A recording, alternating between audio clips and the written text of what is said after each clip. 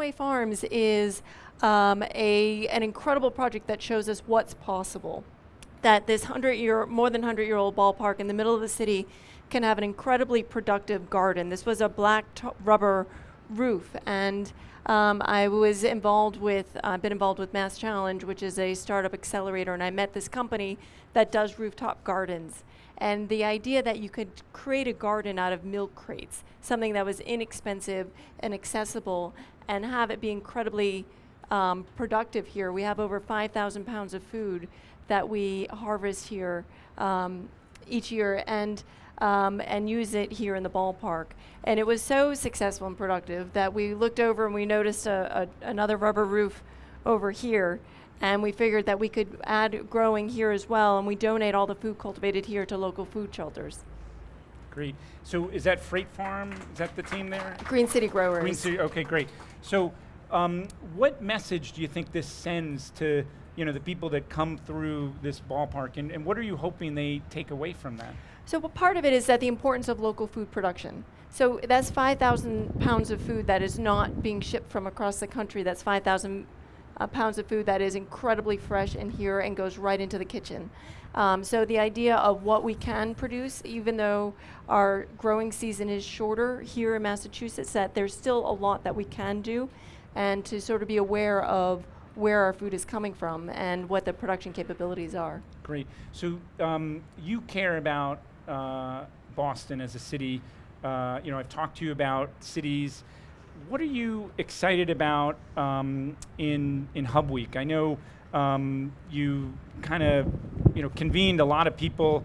You got people that don't normally talk to one another, Harvard, MIT, MGH, and then the list has grown, and the Boston Globe to work together about creating Hub Week that could help celebrate the city. Maybe talk a little bit about Hub Week and your vision for it in this thriving city, and where you think the two can kind of support one another. So there's a lot of inspiration in with TEDx as there is with Hub Week. So Hub Week is an idea that through the power of convening, we can shape the narrative of our region.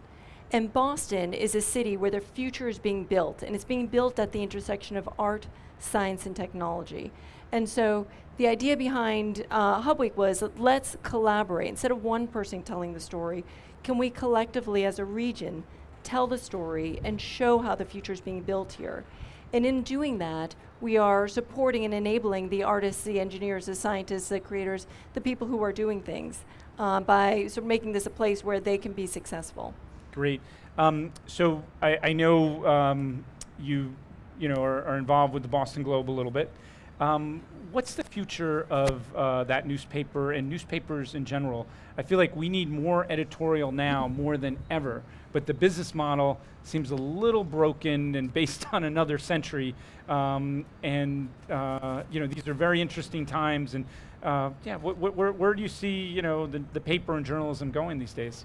There's so many industries whose decline has been predicted for centuries, and you can look at people saying from the early 1900s, from when radio came about, that it was the end of newspapers, and when cable television came about, that was the end of newspapers.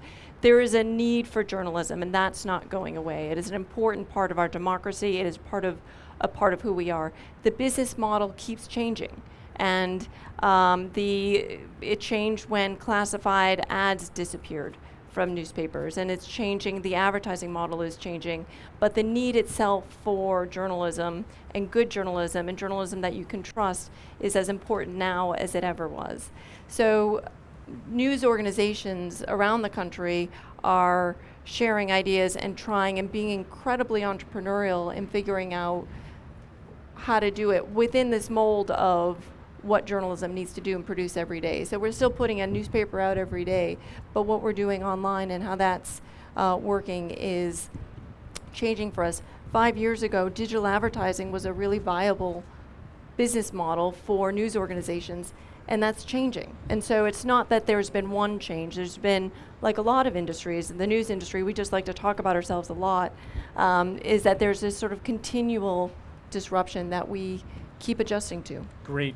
So my last question, Linda, we're really proud to do this movable feast. It's kind of like a fantastic. triathlon It's really fun. around your ballpark here.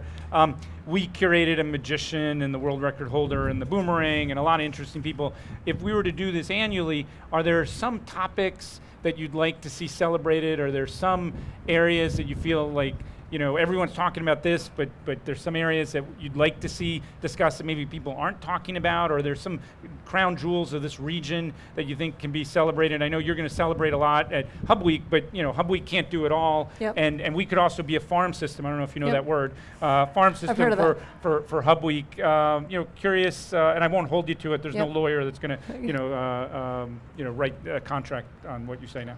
So there are a few things. One is what you're doing and where you're curating a lot of different disciplines instead of just one, and showing the commonality between them. Like there is a commonality between baseball and journalism and farming and regional. There are commonalities, and to pull these different Yep. threads together, I think is really interesting.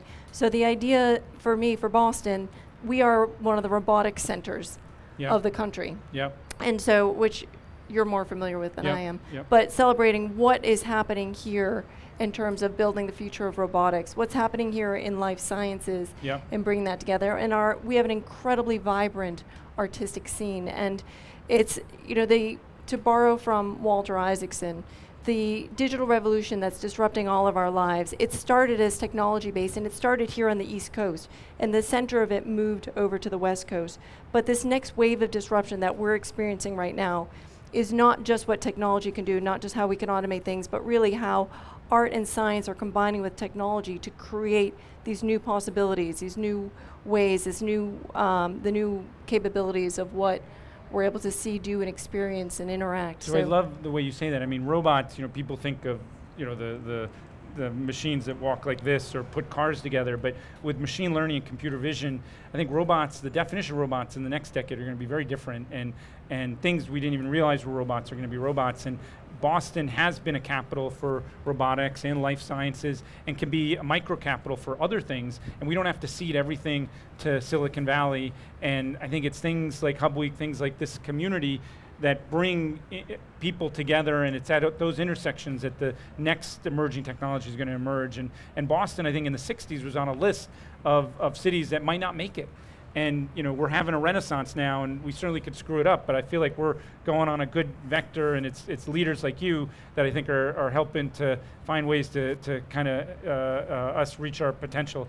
Last thing, what's it like being Linda Henry? You're a big leader in town. What are 2 or 3 things people don't know about you? I didn't prep you on this one, but feel free to answer any way you want. I don't know if you know a joke you want to tell. Or, yeah. I have 2 young kids, so most nights I'm in my yoga pants and on the floor playing with them. I'm a big scuba diver. I really enjoy exploring. Cool. That's a metaphor for something. It is. Yeah? It is. And I'm a really big believer in this city and what it's capable of. And my life's work has been, so far, really trying to help this be a place where more people can live, work, and thrive. And I celebrate and am thrilled by what people here as individuals are doing. Great. Well, thank you for kicking us off today. Ladies and gentlemen, Linda Henry.